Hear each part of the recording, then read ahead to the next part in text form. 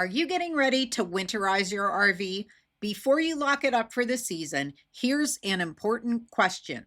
Should you remove your electronics and batteries, or can some of those stay in place? Let's walk through exactly what to remove, what can stay, and how to protect your gear from winter damage. Hi everyone, and welcome back to the channel. Whether you're storing your RV in a cold climate or you just want to protect your investment, this video will give you clear, practical tips for handling electronics and batteries before winter hits. Let's start out with the must remove items. These are electronics and batteries that should be taken out and stored indoors where it's warm and dry. First are those LCD screens. These can actually freeze. The liquid crystals inside them can crack in very cold temperatures, which means permanent damage.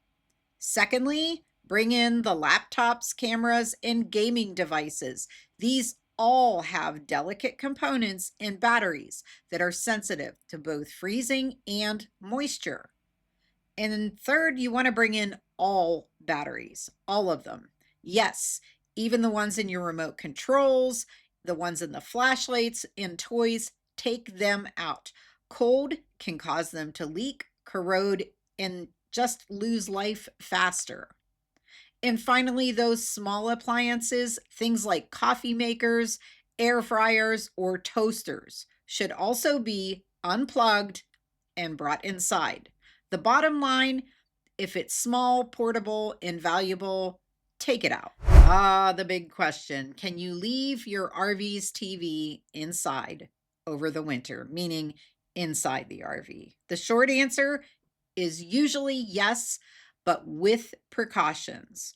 Most mounted TVs, especially LED or plasma, are built to handle cold storage if your RV is sealed and dry. But if your RV sits in extreme cold or humidity, or if it isn't well sealed, there are some risks. LCD TVs are especially vulnerable. They can suffer internal damage if frozen and then powered on too quickly. Here's how to protect it if you leave it inside the RV during this storage period. First, unplug everything. Disconnect power cords and HDMI cables so they don't get tugged or damaged. Second, cover the screen. Use a blanket or a comforter to protect it from dust and possible pests. Third, let it acclimate. Before turning it on in the spring, let the RV warm up and give the TV 24 hours to reach room temperature. And finally, consider your climate. If you're in a very cold or high theft area, it might be better just to remove it and store the TV somewhere safer. If in doubt, and especially if it's a pricey model, take it out. Now let's talk about electronics that are generally safe to leave in the RV as long as you follow best practices. Built-in stereo and speakers, navigation systems or compasses, permanently mounted TVs, and other hardwired systems. These are designed to handle wider temperature ranges, but they're not completely immune to damage. So let's talk about how to protect them. If you're leaving anything electronic in your rig, here's what you can do to minimize risk. First, insulate electronics. Use blankets or insulated covers on larger items like TVs. Next, control the condensation. When reopening your RV in the spring, let everything warm up slowly before turning devices on. You also want to manage the humidity. Use moisture absorbers or a small dehumidifier if you have power access to prevent mold and internal moisture. And of course, you do want to prevent rodent damage. Mice love chewing wires. It's one of their favorite things. So seal up entry points and remove all food.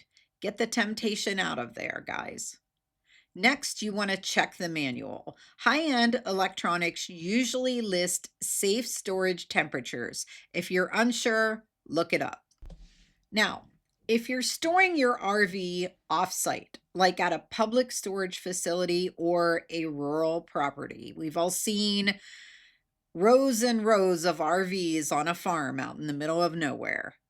You also need to think about theft in a situation like that.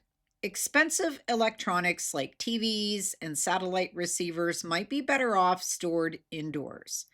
And as noted by neighbor.com, RVs in some areas are targets for theft, especially during long off seasons. Take anything out that would hurt to replace, both financially and emotionally. To sum it up, remove portable electronics and all batteries, and be smart about what you leave behind. With the right precautions, your RV's electronics will be safe and ready to roll next spring.